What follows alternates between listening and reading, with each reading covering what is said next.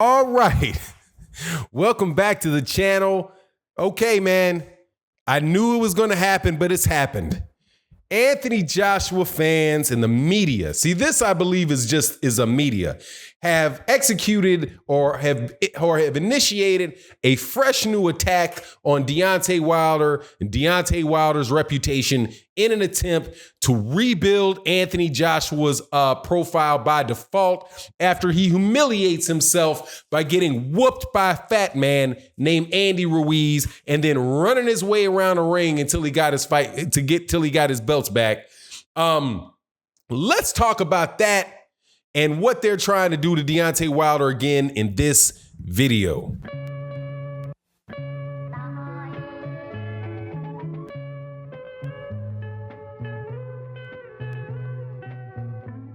Welcome back to the channel, subscribers. Look, man, this is going to be a video that I think is important because you will notice, and I've said this for a long time, that there is a marketing department out there out of the UK specifically working overtime on building up the name of Anthony Joshua. Eddie Hearn believes in the hype around a fight more than he believes in the actuality that what actually occurs in the fight. And one of his strengths is using marketing and PR in order to hype something up and tear something else down.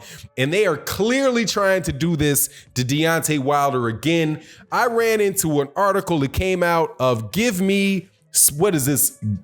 I've seen these guys before. It is called Give Me Sport out of the UK. I've also noticed a new fresh number of attacks on Deontay Wilder in my Twitter feed, in my video feed with the same line. You know how the Hearn bots come out? The Hearn bots are back again, right? But so I'm going to address that. Before I do that, though, welcome back to the channel. If you're not subscribed, hit the subscribe button. Thank you to everybody that has joined the channel. You guys are really helping us support the cause that we established the channel to support. Also, because we've sponsored our first boxer, Marlon So Icy Sim. So thank you guys so much. I hope you guys continue to join so we can continue to do more of that. Also, please come to the OG Boxing Talk, our centerpiece show on the channel, Sunday mornings, 8 a.m. Central Standard Time with myself, Blood Boxing, my partner Blood Boxing, KQKC, Trap House, and my man Curtis Anderson, the boxing historian. And also thank you to everybody in the Patreon. We're going to be upgrading the Patreon beginning the new year. I think you guys are really going to like it. All right, so this is my thing, man. I go to GiveMeSport, right? .com. Well, actually, I'm just doing, it comes up on these different feeds that I have, different articles. And there is an article that came out, and this is what it reads. Deontay Wilder's boxing career torn apart in extensive Twitter thread. Now, if I did not know better, I would swear this is a guy that BFTB ripped a hole in. But if you go to the Twitter feed, what this guy does is, and I'm not going to put this out here, is he lists the same old nonsense that has been said about Deontay Wilder since the beginning of all this drama back in 2017. Okay. Now, also on my Twitter feed, I get more and more people coming to me repeating these exact same things, dang near verbatim. So for me, it is again some group of people that are putting together a narrative and then hand that narrative over to other people and they come with it verbatim. Now, fortunately for me, I actually keep files. My file's called BFTB. I used to keep my files myself, and I would watch and read what's going on with Deontay Wilder and Anthony Joshua. I've been doing it since around the beginning of 2007, right after Anthony Joshua won Vladimir Klitschko. But there was stuff in the heavyweight division that was going on before that, like with the IBF belt with Charles Martin, right? But paying pretty much close attention to this. And look, man, we all know what the deal. Most of us already know what the deal is. But let's start with the end.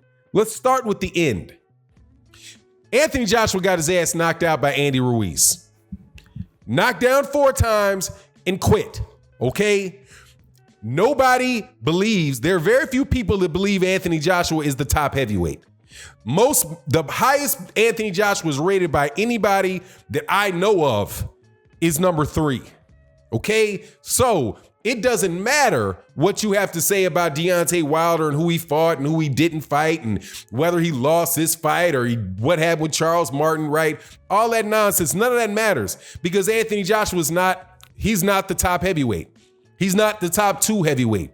The top 2 heavyweights, according to most people, are going to be are going to have a rematch on February 22nd. That's what most people believe, okay? And Deontay Wilder fought another top 5 heavyweight in Luis Ortiz, okay?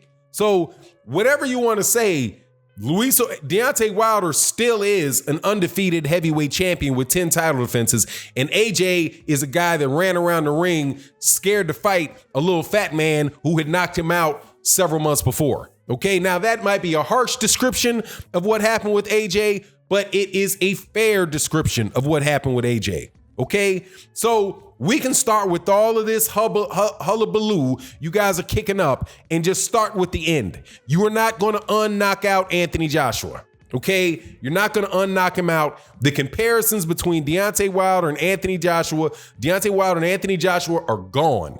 For the time being, they're gone. Still gone. The running around the ring against Andy Ruiz did not get that luster back. Didn't get that, the undefeatable, one of the greatest heavyweights. Look what he's done. Yeah, look what he's done in 23 fights. He got his ass knocked out by a fat man. Okay, that's what happened in 23 fights. Telling you the truth. And that didn't go away. But let's just look for a second at some of these lines these guys throw around. Okay? When his manager, Shelly Finkel, was asked if he would fight Vladimir Klitschko to defend his belt, he said Wilder is still relatively young champion. Not only did they pitch him against several journeymen, they avoided fights with top heavyweights in America also. Now, see, watch this. I'm not going to say this guy's name, but see how people forget certain things? Who was the manager of Vladimir Klitschko?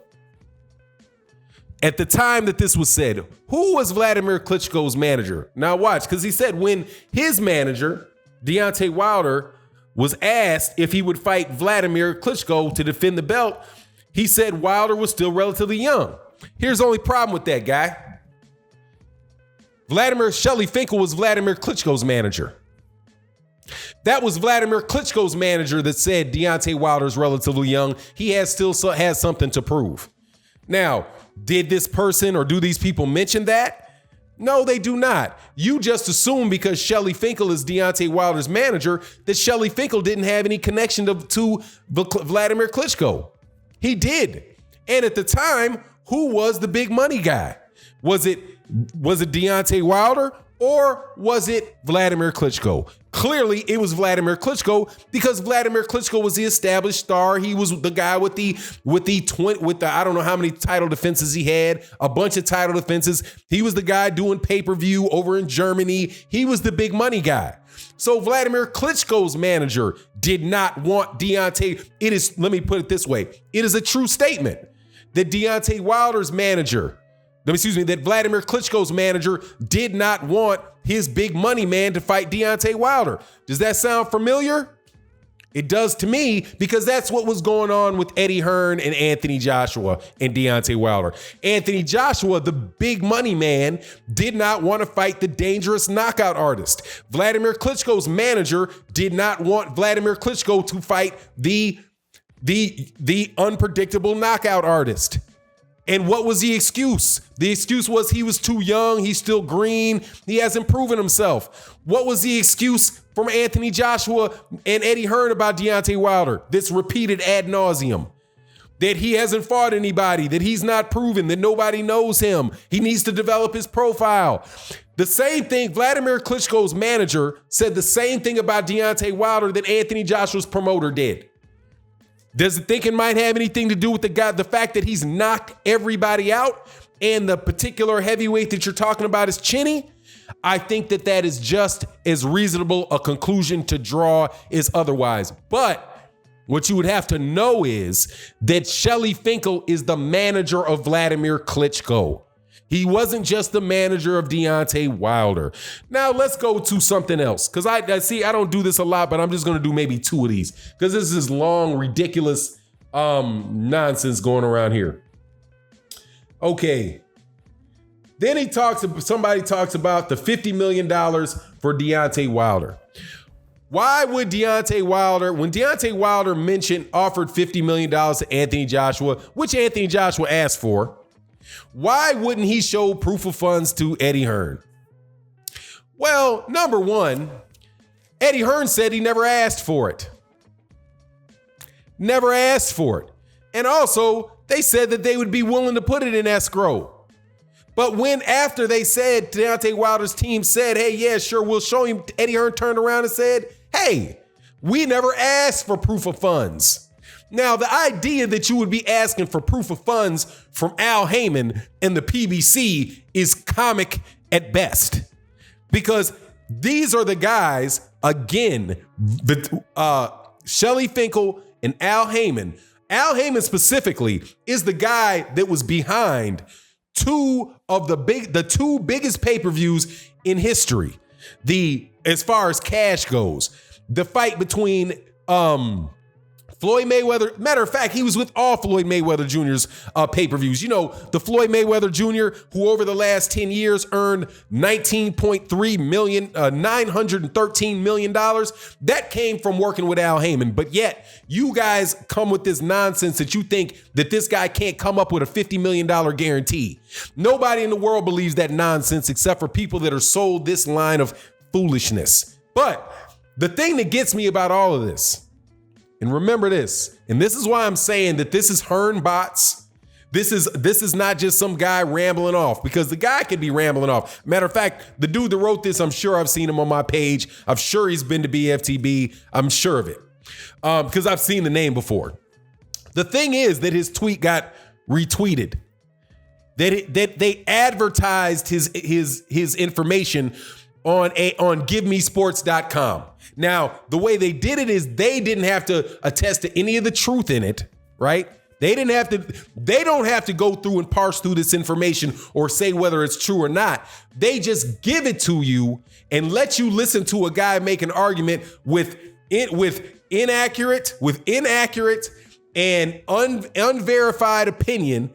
But yet the magazine just gives it to you for food of thought. The similar way that a certain guy named Steve Kim will push people's YouTube channels, but not say it himself, just point you to a YouTube channel that will say a bunch of ridiculousness. And that way he can let you see all the ridiculousness and pretty much give the thumbs up to the ridiculousness, but not drag himself through the mud. Do you know what that's called? That's called the cat's paw. So they will cat's paw a troll. Give Me Sports just used a troll as their cat's paw. This Steve Kim used another troll as his cat's paw. And that's the new technique by which to spread a bunch of nonsense in the benefit of the promoters that are probably paying these guys behind the scenes and by favors or whatever. Anyway, I found that a very interesting observation in the way that these guys are playing it. And it's comedy to me. But anyway, it is what it is. Let me know what you think in the comment section. And with that, I'm out. Peace.